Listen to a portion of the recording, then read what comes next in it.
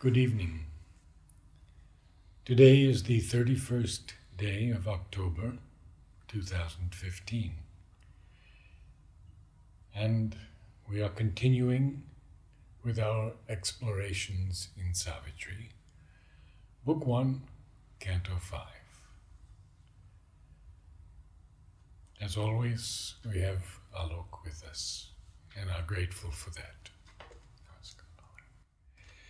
The mother wrote in her own hand regarding Meditations on Savitri, Volume 1, 1964, the following. Savitri, this prophetic vision of the world's history, including the announcement of the Earth's future. I was blessed to have Mother ask me to photograph all of Huda's paintings. And in it, in her letter, a beautiful letter she wrote to me, she asked me if I could possibly spare an hour a day or one day a week. And she says, because I know you will make a success of it. And she says, she writes in her own hand, you see, Mahalakshmi is the Divine Mother's aspect of love, the perfection of manifested love, which must come before this supreme love, which is beyond the manifestation and the non-manifestation can be expressed. The supreme love referred to in Savitri, when the Supreme sends Savitri to the earth. Forever love, O beautiful slave of God. Mother wrote it in her own hand. Next week we'll hear some more. So, very beautiful, very interesting. Yes. Mahalakshmi's love and prepares for the supreme love. Yes. It's very interesting. Which is beyond the manifestation and the non-manifestation. So we begin with the after the break tonight on page 83. And what we are seeing is the consequences of the descent. Ashwapati has experienced the great descent, described so powerfully and beautifully. And this is the course that takes place in this yoga. We see that Ashwapati has already gained liberation from ignorance, which is what most yogis talk about as self-realization. But it seems that self-realization doesn't automatically give us the inner knowledge of this world and all the forces that are operative in it. So that's why we have a spiritual side of yoga and an occult side of yoga. So there are some who go into the occult. They learn about the forces that govern this nature or stand behind the appearances of nature, or we may put it, weave the appearances of nature. And very often they are lost in it because it's a wonderful and dangerous territory. It's a vast territory. It's to know the cosmos, cosmic consciousness, where every moment everything is changing and changing in a way that defies our reason and logic. There is another way where the spiritual seeker completely runs over them, cuts through this passage, doesn't bother about it, and goes straight to realize the self. In which case, he doesn't understand the occult technology or the structure of the universe. And he is content with that because he has nothing to do with this creation. He is done with birth and life and death. But here we see, because of the descent, Ashwapati is experiencing something which is very interesting. He is now experiencing not just the cosmic consciousness, but the entire occult mechanism, structure, the forces, the beings, the Godhead, who is behind this apparent facade of creation. So this is a knowledge which is important in this yoga, because in a yoga of purely self-realization, we need not know. We need to know only that much of occult which is necessary for maybe just finding the self. And mostly it's not even a knowledge, but simply some rules of do's and don'ts. Do this, don't do this, this is safe, this not safe, that's the end of the story. But a world transforming yoga embraces the world, and one has to know the way the occult forces work and are at play in this creation. And this knowledge now suddenly appears before Ashupati. So this is a very And we go back to the first line. yes, yes. This knowledge first he had of time-born men. Yes. So this, in a certain sense, we can also say that there is a self-knowledge and there is an integral self-knowledge. This is the extension of that self in creation and how it goes into the most detailed processes of everything. So as a result of the great descent, now this is also important because in our yoga we don't practice occultism or try to understand occult the way occultists do. In our yoga, it's a consequence of the descent of grace, of the Shakti, of love, that it uncovers, the bandage of the ego or the seal of the ego. The more it melts, then we are able to see what is beyond the weaving of the senses and the ego self. But given to some, not all. Yes, given to some, and also because it has its own hazards, it has its own dangers. If a certain kind of work is required in that field, that much occult knowledge comes. I remember someone who was doing this. Mother has used the term growing consciousness. Now, someone who was given the task of segregating letters which were coming for different people, Chandradeep, you may have known him. He is well known in the Hindi zone. And what he would do is, when the letters would come, he would not look at them. He would simply, segregate like this. He knew which letter is for whom without reading it. So because he was doing this work, this power was given to him. Then there are others. Mother said, if you pick up something, you should pick up exactly. So the other day I found it very interesting in the bank. One lady who was, unconscious occultism exists in many people. So she took out a bundle of notes. She had to give me a certain denomination and she missed it just by one note. And I said, remarkable. So she didn't understand why I'm so appreciative of that. I said, no, it's very good that your hands can almost exactly pick up the right number. So there is a kind of unconscious occultism which all of us practice. And for those who are given a certain work, that much of knowledge is given to us. But Sri Aurobindo's work is as vast as the creation. So the knowledge also of the occult realms which is given to him is not just bits and parts, but the entire knowledge. So we have this, all was uncovered to his sealless eye. Look, one line, there is nothing like, bits and parts, all was uncovered. Nothing is left. Is secret nature stripped of her defense? It's interesting. What is her defense? We read earlier the magic fence of nature. It's a defense. She doesn't allow us to pierce beyond it. Doubts, denials. Sometimes human beings are lost in endless rational arguments. Can it be? Can it not be? Or they are all the time rationally analyzing things. But they've never really stepped into the vastness of nature, which hides behind appearances.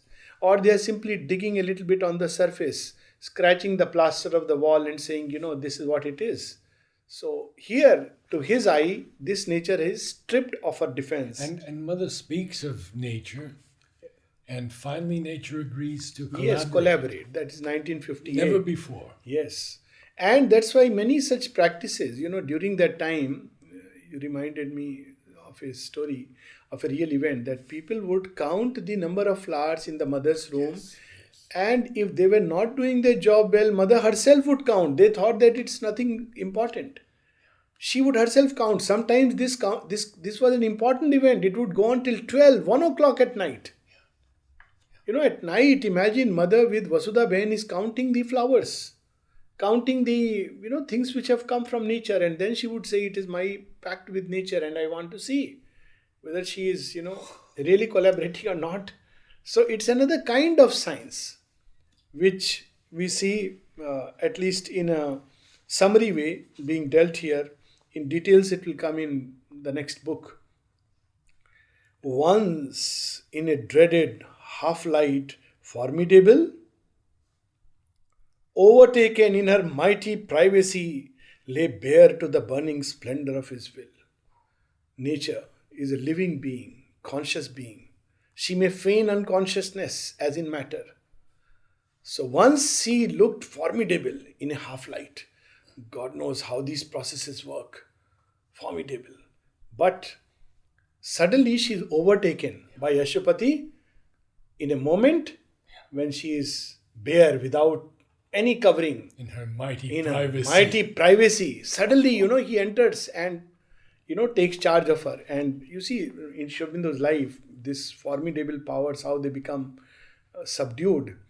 There's so many examples, but two of them which come to my mind is one when such storm was coming, thunder storms in Pondicherry, cyclone, and the mother goes to close the windows and she sees Shobhindo is writing on the desk. The windows are open and not a drop of water is entering. In his room. Yes. Similar story took place in Golconda, and another one where Kiki the cat was stung by a scorpion and she's dying, just dead. Mother puts her on the table in front of Sri Aurobindo. Yes, and says, Lord, you have to do something. Imagine, this is the play she herself could do, but look at the beauty of the play. These stories are very charming. Kiki cannot die. Yes. And Shurbindo doesn't say anything, just looks at her. And after a while, she gets up, stretches her feet and neck and jumps and goes away. So, lay bare to the burning splendor of his will. Ashupati's will has grown like a fire which can pierce across any kind of darkness, any veil. And in our case, this will is not just distorted, perverted, and it is scattered into many, many desires. We put our will into small things, petty things. And as a result, this will can never become powerful enough to really pierce past the screen. In shadowy chambers, lit by a strange sun, and opening hardly to hid mystic keys, her perilous arcanes and hooded powers confessed the advent of a mastering mind and bore the compulsion of a time-born gaze. What an image it is. We see movies where this, people who go into occult and they are in hunt of or search of occult powers. But look, in few lines, Shurbindo brings that image in a much more powerful way. Perilous. You can't touch them. Mother speaks so casually about this great snake which she saw who is guarding the wealth Yes. at the door of the Asuras. We can't think of a small little snake and, without being frightened. And here she is looking at this snake and having a conversation. So you have to be so fearless. And the mother used to say, you have to be totally fearless to enter the realm of the occult. So here we see these lines. What is that thing in Ashupati? Mastering mind. The mind can be weak. It can be constantly driven by desires and impulses. It becomes weak. Or the mind it starts by mastering the body, the vital, even thought. And eventually it becomes so powerful that even the occult powers it can master. By single will, it can begin to move events and circumstances. Incalculable in their wizard modes, immediate and invincible in the act. Her secret strengths, native to greater worlds, lifted above our needy, limited scope. This is the problem. These powers are there waiting, but we don't need them. Our limited scope. We want food, we want sleep, we want a roof over our head, a partner in life, children, grandchildren. So they are not. They are powers which can change the very law of circumstances. And that's why we are slaves at the mercy of things. Imagine how Shurbindo and the mother worked on the money force. there was a long time when it would refuse all kinds of effort to come to the ashram for her work. It would just refuse. But look now what happened. There is no limit to it. It pours. Mother's work always invariably. And I have seen it, and many persons have seen it. If it's her work, you take it. Don't worry about it. It will come. Have the faith. Do it with sincerity and it will come. How it will come, from where it will come, we don't know. That beautiful story of Ganesh. Ganesh. When mother is meditating and with some people and she's wondering, is this really true that this fellow has an elephant trunk, etc.? And he comes before mother. He says, of course I'm real. I'm real. And then he says, I will give you whatever you want, like for the and he said, as long as it's money. Yes. And for the next 10 years, mother said it just flowed. Yes. So there are these powers which have their own capacities. They can change our world in many ways.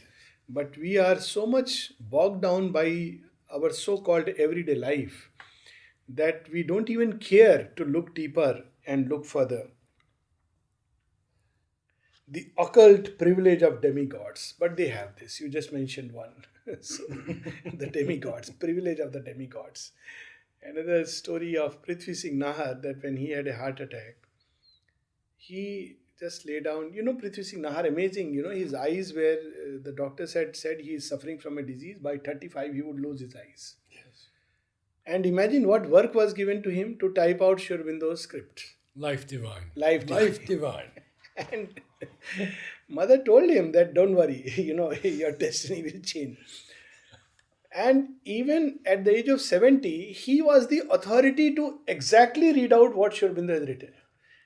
And Taradi would tell me that, how he would read if you give him the text, because, there was a pressure on the eyes because of the original congenital disease.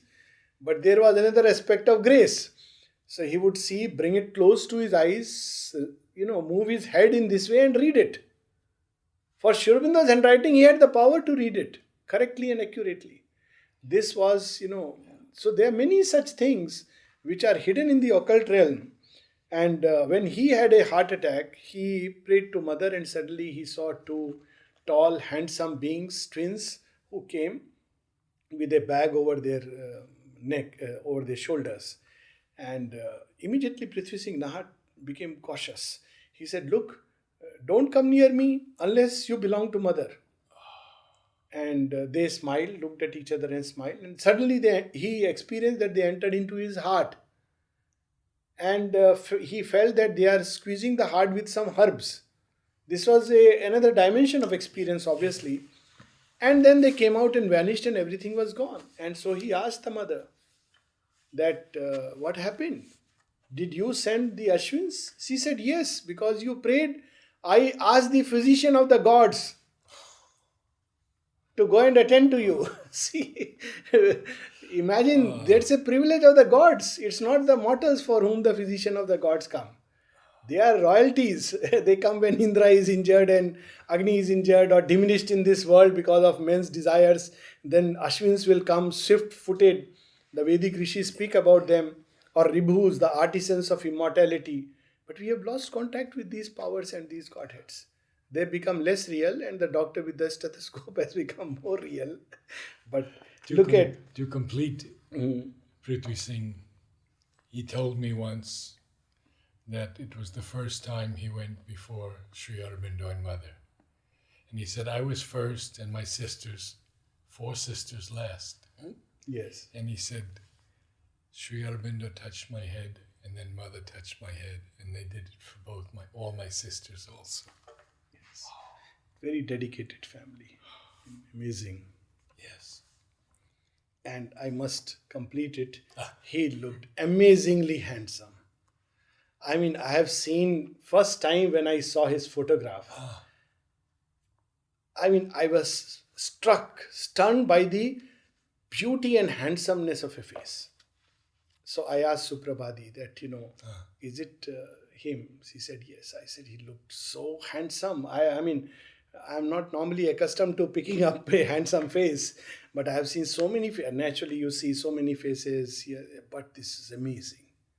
So, now all these powers, the occult privilege of demigods, and the sure power pattern of her cryptic signs, her diagrams of geometric force. The entire tantric knowledge comes to him as a gift of grace. The divine Shakti liberates, opens all these centers and all the geometric patterns, the mandalas, the yantras, which tantrics speak about. Her potencies of marvel-fraught design, quoted employment by an earth-nursed might. Look at the line. There it is. Quoted employment. And Amal Kiran writes that in one of his poems, that he sees the muse sisters come to Shurbindo, and while Shurbindo is writing, they are standing with folded hands. Please take me, make us also your instruments. And the mother, this story where she passingly mentions, and look at mother's humility. When she speaks about great musicians coming to use her hands, Yes. actually it was a occult privilege given to them. Because they had achieved this degree of perfection, she drew them that, okay, I am giving you a touch of my hands. Imagine the incarnate divine's touch. But she doesn't speak of that. She just says, using her hands. And if somebody understands it in a different way, one would say, okay, it was they who were playing using her hands. It's not at all in this sense. She allowed these powers, these beings, these energies to come and, play through the hands. Quoted employment. Please use us. A conscious nature's quick machinery, armed with the latent splendor of miracle, the prophet passion of a seeing mind, and the lightning bareness of a free soul force. So, this machinery of nature, and this is a big difference between the scientific view of nature and the yogic view of nature. In scientific view, nature is mechanical, inconscient, jada, and all the forces are all unconscious. Despite now increasing evidence that possibly even the electron makes choices. Now, that's a whole domain of physics where it has entered into the occult. Yet it's very hard for a scientist to believe that, well, it's conscious. But there is a conscious nature standing behind the unconscious appearance of nature. And all its machinery has gone into his charge. And what is it? The prophet passion of a seeing mind and the lightning bareness of a free soul force, so that he can use it as his will, at his will. Shubinda has written a very interesting note in his essays on siddhis. And he says that many yogis try to run away from siddhis as an obstacle. But it's perfectly possible to have these siddhis and use them as a master and a sovereign. And he had used these siddhis. He had all of them and he could use it. I mean, right from levitation to many things, which maybe in due course of time we'll speak about. All once impossible, deemed could now become a natural limb of possibility.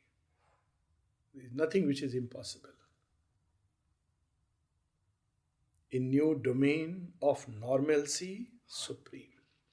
So what we call as normal is nothing but nature's magic fence. Yes.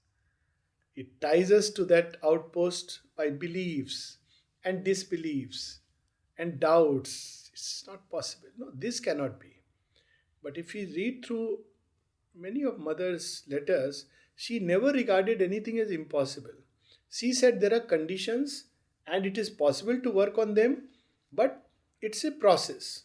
So at one point, Shurbindo writes in one of the letters that because this disease in you has a genetic and hereditary loading, therefore it will resist a lot. It will take a long time, but even that can be cured.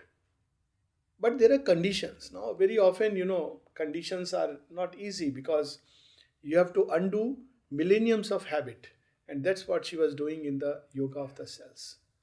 So, And this now, Sri Aurobindo takes us into a different realm for a moment, yes, yes, beginning with this seeming outward world. yes, So he stops with Ashwapati yes. and he gives us An a almighty, view. yes, an almighty occultist erects in space. Occultist. Why not read? Yes. These are very beautiful lines. An almighty occultist erects in space this seeming outward world which tricks the sense. This is how the Upanishads speak about how the world has come out. This world is real and unreal at the same time. It's a play of the senses and the mind which creates all these solid forms, objects. It's a mystery that atoms and molecules, which are seemingly charges, and yet they come together with 99.99% of empty space and creates objects which are so solid. It's mind-boggling. It is. And yet, Almighty, you can't, by thought, you can't just pierce it. You may know it mentally, intellectually comprehend it, but it's not enough. But the divine is the almighty Yeah, occultist. yes. Erects in space. He weaves his hidden threads of consciousness. He builds bodies for his shapeless energy. Out of the unformed and vacant vast, he has made his sorcery of solid images. So it looks to us, and now, of course, modern science would very much understand these words and what Shurbindo is implying. This world of solid images, which appears to us so much real, but at the bottom of it, it's not. That's why, recently in the realm of healing, there's a talk about quantum leap of healing. And they say that unfortunately we have not been able to integrate the discoveries of modern physics and quantum mechanics into the field of health and healing. It's like we have an energy field which operates at a quantum level, and there is a way that we can impose this field which inherently contains the original blueprint upon the physical matter and change it. And it seems, this is one of the theories. Naturally, it's an intellectual speculation, but a rational speculation, not done by an occultist, obviously, that possibly every moment we are swinging from being this what we know, as well as perhaps not even swinging. The person has used the word swinging, but I would say we are simultaneously coexisting in a particle form and a wave form, depending on the angle of vision. And it's possible for us to impose upon this particle form that other one which contains the original blueprint. So you see, there are so many possibilities. His magic of formative number and design. It's unimaginable, this formative number and design. For instance, at least in India, this thing about 108. It's very interesting. The distance from Earth to Moon, and the distance from Moon to the Sun, and there are many such distances. If you see, they come into multiples of 108. So how we see the same pattern repeating itself again and again, or multiples of 7. Once Shri Aurobindo said that there would be 12 planets, and surely I'm sure at some point there would be discoveries they are discovering, because these things come in certain patterns. Even our life runs in certain patterns of number of years. So there is a pattern, and how it, otherwise mathematics would be meaningless. If there is, if all is chance, then it's very hard to explain mathematics. And it's there are patterns, there are mathematical. Fibonacci numbers. Yes. And flowers. Yes, in flowers. Absolutely. His magic of formative number and design, the fixed irrational links, none can annul. They look irrational to our normal logic. As Shri Aurobindo says, the logic of the finite mind. But They are rational in terms of the logic of the infinite. But they look irrational. Thorns with the rose, weeds with the wheat, the paddy growing in the field. It is surrounded by weeds. And the beauty is these weeds prevent it from being eaten away by birds. This is a different kind of logic. The rose protected by thorns. It's amazing. So many such things we see in nature that we wonder that really is it unconscious? It's the crisscross tangle of invisible laws, his infallible rules, his covered processes achieve unerringly an inexplicable creation where our error carves dead frames of knowledge for a living ignorance. We observe a little and we make a whole theory out of it, create a system out of it, very often without the real experience, and so it becomes a dead frame of knowledge. For a living ignorance. Humor. So, yes. Oh, his humor. Yes. So, but that's how the intellectual mind proceeds. Yeah. And now what follows is amazing. Yes, See, look at the she. play. She. Basically, this whole wide world is only he and she. You know, this thing about the Tantra, the masculine and the feminine principle, it's amazing, you know. If you read the Tantra Sar, you will see that they write, how did Krishna, it's all a play of the masculine and the feminine, which in the Shaiva Tantra will be Shiva and Parvati. The name is not really so important. So, Shiva is playing with Kali in his lap. And Kali says, okay, now I'll become Krishna. That's how, according to Tantra, it is Kali who became Krishna. And it's interestingly, Sri Aurobindo speaks about Krishna and Kali as the dual energy. So Shiva says, all right, I'll become Radha. He changes. So it's not about the gender. You know, somebody asked the mother, there must be, people had all kinds of stupid questions. That divine mother, does she have a gender? Imagine, it's a principle. It is not a gender. It has nothing to do with, she said, even the gods, they don't have a body which differentiates into gender. It can easily change from one into another. But it's a principle in nature.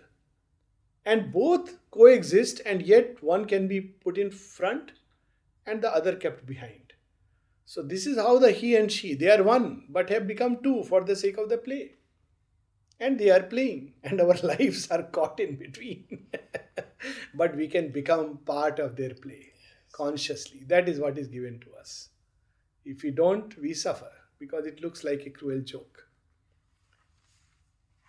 She too, as sovereignly creates her field. In her mysteries, moods, divorced from the Maker's laws. So the eternal feminine principle says, all right, let me do my own way. But she hides him inside. So she also creates her fields. And now we read the other day of the Catholic priest. Yes. Who saw the Divine Mother. The Divine Mother. In his near-death experience. Yeah, near-death experience. This is an ideal case of dead frames of knowledge for a living ignorance. Yeah. Because he broke beyond the frame. Yeah. And it's very difficult for him to explain. Yeah. Because he broke beyond the frame and saw something so living and real. Yeah. But if he goes into the frame, then the frame doesn't allow. No, dead frame of knowledge. Exactly. In her mysteries, moods, divorced from the Maker's laws, she too as sovereignly creates her field. He makes the laws and she overpasses them. This is the game. She says, all right, you make the rules of the game and I'll change the rules of the game. If you look at it like a play, it's an amazing play. So he has to make new rules. She overpasses those rules. So this is the constant play which is going on. her will shaping the undetermined vasts, making a finite of infinity. That's why she is called Maya. She creates finite, seemingly finite, out of Out infinity. of infinity. She too can make an order of her caprice, as if her rash, superb wager to outvie the veiled Creator's cosmic secrecies. She would make the vast Godhead into a small baby. It's difficult to understand how the divine can become. That's why even Sachidanand has to manifest through her. She alone can do it. This is no less a miracle that God becomes human than human becoming God. This is a very interesting bhajan written by, of course, a mystic poet. And he says that I am filled with wonder. Dekh sakhi mohe acharaj aave. I am filled with wonder. Why? What is the wonder which has filled your eyes? He says, जाके भय डोलत नभ धरणी काल कराल जास को भय खावे. By whose fear the sun and stars move in the space, by whose fears they are rooted at their places, firm positions. And I see him become a little baby holding a mother's finger, and she is teaching him to walk. This is a wonder of wonders. सो नंदलाल आज जननी के बाह pakadi chali wo सिखावे. She is teaching him to walk. And I can see that no, he is not an ordinary mortal. He is the supreme who has taken this shape. Who could do it? But Maya. Making the infinite into seeming finite. And it makes the play interesting because now this finite has to recover its infinity. For that again she will enter into the play. As Mahamaya, she will break the bonds. So this is the play. Of course, if you know it's a play, it's very wonderful. We come now to 4 lines. Yes, please read them. They are really that, amazing. I don't know. This is the highest of the Highest high. of the height, yes. The rapid footsteps of her fantasy, amid whose falls wonders like flowers rise, are surer than reason, defter than device, and swifter than imagination's wings. Amid whose falls wonders like flowers arise. Can we imagine how she creates?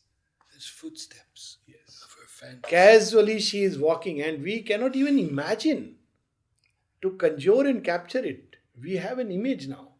But even then, and how she fills it, fills this vegetal kingdom with such wonderful. All she new fashions by the thought and word, compels all substance by her wand of mind. So this is the magic stick. We see sorcerers using a magic wand. So we all have a magic wand. Only we are doing it on ourselves all the time. This magic wand can change everything, but we are, nature gave us the magic wand and turned our hand onto our side. So we keep on using the magic wand to keep us fixed into our fixed position of being helpless, powerless, useless, etc., etc. And now, Yes, this magic wand of mind, what it can do? Mind is a mediator divinity. Its powers can undo all nature's work. That's why she speaks about the physical mind, the material mind, the cellular mind. It is the mind that, like a clockwork, has fixed everything into a pattern of habit. If you change it, it can actually undo. It has this power. It is the mind that has gone into the cells that they will behave in this way and no other. And if you work upon it, that's why the mother was so keen on. At one stage, Sri Aurobindo says, no, it cannot be changed. Some other way has to be found. It is useless. And the mother says later on in the agenda that Now she has found the way to change it. Yes. Because unless you change it, because the other way is that you discard all these habits of nature, etc., and let a new being arise. But then man will not be able to cross the chasm. It will be too big a gap. So she goes into the mind of the cells, into the most material mind, and works upon it. This is the wand through which it has fixed all things.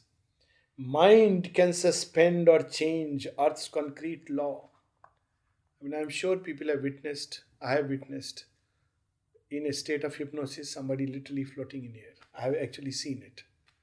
And You've seen it. seen it with all these go right in front of, I mean, 5 feet in front of me.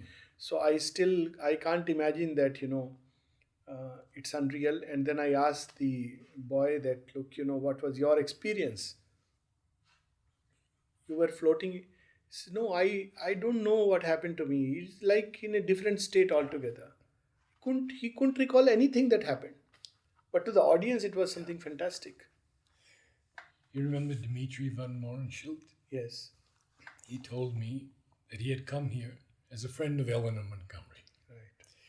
And everything he saw in the ashram he hated. The marching, the groups, the different divisions of this handmade paper and harpagon and all. He said, I'm leaving. Yes. And Ellen says, well, at least go to see Mother. She's playing tennis today. Well, you have to see her at least. So he goes to the tennis ground. Mother's playing tennis. Suddenly she stops and she looks at him. He's not told anybody this but me. He said, I levitated 3 feet in the air, and he said I was hers from then on. It's all our ideas that this can be, this cannot be. For a long time, Mother fought against this idea, these beliefs, and she continues to do that. Affranchised from earth habits, drowsy seal, liberated, released, Yes. affranchised. It has lent its energy to matter, and once it is released, the leaden grip of matter it can break. Indifferent to the angry stare of death, it can immortalize a moment's work, a simple fiat of its thinking force. The casual pressure of its slight ascent can liberate the energy dumb and pent within its chambers of mysterious trance. Simple fiat of its thinking force. At one place, Sri Aurobindo says in one of his letters, of course, cancer can be cured, even by a suggestion. Now, I know at least 4 persons. One very recent who came with stage 4 of cancer spread all over the body, confirmed by Tata Institute. So it's not like just told by some village doctor. Very often people say these reports are not real.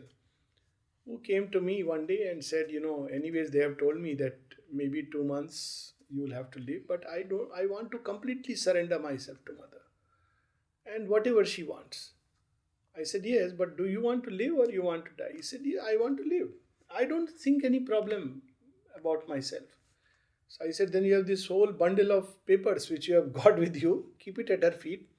And if you want to take, it's a leap of faith. But I told him the practical aspects, which I had to tell him that, you are confiding to me, but tomorrow if there is an issue, you can't be admitted to nursing home. All this I had to tell him because he had come from somewhere else, so that he knows. I didn't know why he has come. He said, no, that is not. We just came to take your advice. I said, look, this is something you have to do yourself. Nobody can give any advice in this matter because it's something very personal and very, something very sacred and important. He said, no, I want to go this way. His son also, he said, no, we have all thought about it. So about, now it's almost 4 months since I saw him, and 2 days back I saw him taking a stroll on the beach road. So he tells me, doctor, I just thought I will tell you. I mean, he speaks in Hindi, so I am translating in English. He He said, I feel absolutely fine. I take 4 times walk every day. I said, I take twice and I feel not up to the mark. It's good if you take 4 times. He's nearing 70. So it's not that he is young that way. He said, I have now decided that I will live in Pondicherry. Now, at that point of time, it didn't strike me. But as I went ahead, it struck me, what did he say? People normally with stage 4 cancer will say that I would die in Pondicherry. Here is a man says, I have decided to live in Pondicherry. Is it casual? I mean, he said, I want to live in Pondicherry. I just asked him that time that what about your children? No, they have also decided to come here. So I was speechless, and I have seen such instances. I mean, 4 immediately come to my mind. So we really don't know, but obviously it's not something which one can either recommend or make a rule, because the rule of nature is still that most human beings believe that no, it is impossible. Even this is going to take time for human mind to affranchise itself from the laden grip of matter. On one side, there's all the opinions of the scientific world running into. It's good that they are returning the awards, by the way, in their side. You know, what the real scientific discoveries, which would be path breaking, are not where we perpetuate the laws, but where we find something which goes beyond the law. This is science, and I find it really a super science.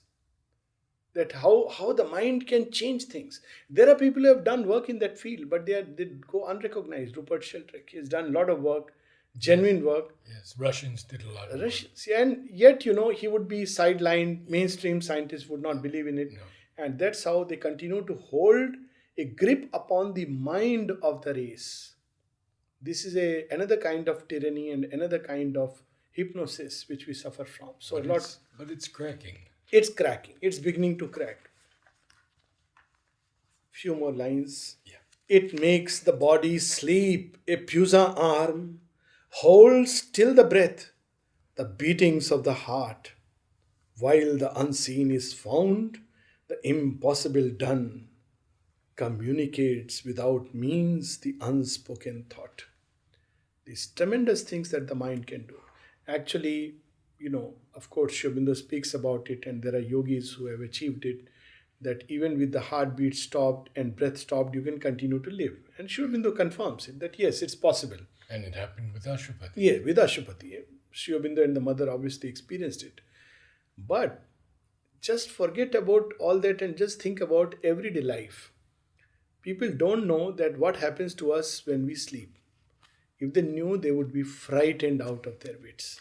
When I read it in my medical school, I said, oh my God, this is what happens? Your whole body goes into a state of disarray, as if everything is being undone, thoroughly given a scrubbing. Of course, mother speaks of, toxins being burnt and then you are set into a new gear of machinery. I mean, it's amazing how it is done. All our ordered rhythm of breathing and eyeballs and heartbeat, everything for a moment, as if it has to be redone, reset, tuned. So it's amazing.